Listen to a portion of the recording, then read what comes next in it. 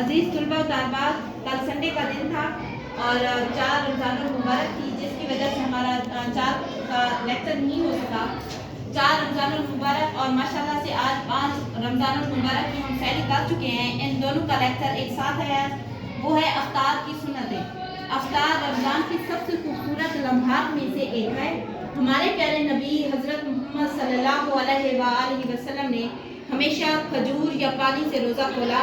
افطار کے وقت اللہ کی رحمت، برکت اور دعا کی قبولیت کا وقت ہوتا ہے، ٹھیک ہے، اور یہ وہ وقت ہوتا ہے جب اللہ تعالیٰ اپنے بندوں کی دعا اللہ پاک اپنے بندوں کی دعا سنتا ہے اور قبول فرماتا ہے۔ افطار کی چند سنتیں یہ ہیں: کھجور سے روزہ کھولنا ہے، افطار میں جلدی کرنی ہے، روزہ کھولنے کی دعا پڑھنی ہے، روزہ کھولتے وقت اللہ تعالیٰ کا شکر ادا کرنا ہے کہ اے اللہ پاک، تو نے ہمیں توفیق دی، ہمیں صبر کرنے کی، شکر کرنے کی، اور اپنی تیری ہم ساری نعمتوں پر شکر ادا کرتے ہیں۔ کھانے میں سادگی رکھنی ہے، دسترخوان کو زیادہ سجاوٹ سے سجاوٹ نہیں کرنی، دسترخوان میں سادگی ہو تاکہ امیر و غریب سب کے لیے اللہ کی رحمتیں برابر ہیں، تاکہ ہمارے کوئی بھی غریب بھائی یہ نہ کہے کہ اللہ اے اللہ ہمارے دسترخوان کو تم نے مختصر کیوں کیا۔ اللہ پاک ہمیں نیک اعمال کرنے کی توفیق عطا فرمائے۔